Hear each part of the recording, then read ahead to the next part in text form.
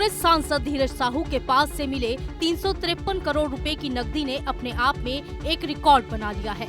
आयकर विभाग ने पहली बार अपनी किसी एक रेड में एक साथ इतनी बड़ी रकम जब्त की है। अब आयकर विभाग जल्दी ही धीरज साहू से संबंध रखने वाली कंपनियों के मेन प्रमोटरों को पूछताछ के लिए समन जारी करेगा। धीरज साहू के कैश लॉकर को लेकर बीजेपी तो हमलावर है ही, अब उनकी खुद की पार्टी ने भी उनसे किनारा कर लिया है। अब सवाल है कि इतने पैसों का होगा क्या। धीरज साहू के ठिकानों से जब्त रकम पर इनकम टैक्स डिपार्टमेंट 60% टैक्स काटकर उनका पैसा लौटा सकता है, लेकिन वो भी तब जब साहू ये साबित कर सके कि ये पैसा और ज्वेलरी उन्होंने वैध रूप से कमाई है। अगर साहू ये साबित नहीं कर पाए तो उन पर अलग अलग आपराधिक धाराओं में मुकदमा दर्ज होगा और पैसा भी वापस नहीं मिलेगा। वहीं दूसरी तरफ आयकर विभाग को ये साबित करना होगा कि साहू ने जब्त पैसे पर इनकम टैक्स नहीं भरा। आपको बता दें कि आयकर विभाग काले धन की जानकारी मिलने के बाद रेड करता रहता है। अब हम आपको धीरज साहू से पहले के वो 4 मामले बताते हैं जो काले धन की वजह से चर्चा में रहे थे।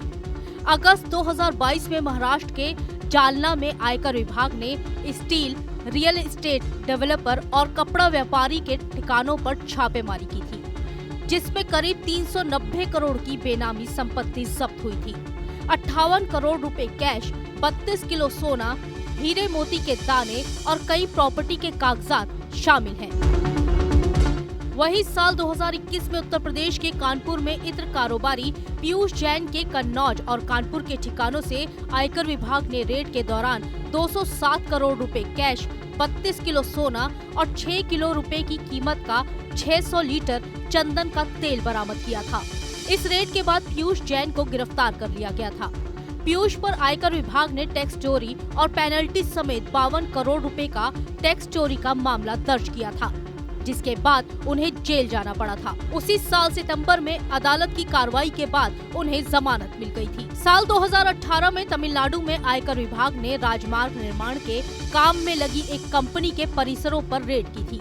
छापेमारी के दौरान आयकर विभाग ने यहां से 163 करोड़ रुपए कैश और 100 किलो सोना जब्त किया था।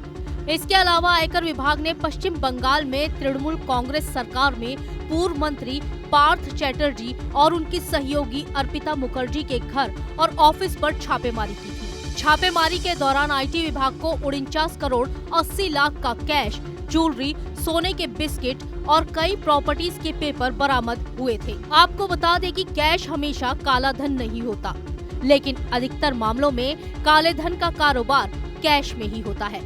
कई बिजनेसमैन गलत तरीके से कमाए गए पैसों को टैक्स चोरी से बचाने के लिए अपने सुरक्षित ठिकानों पर रखते हैं, जिसे काला धन कहते हैं।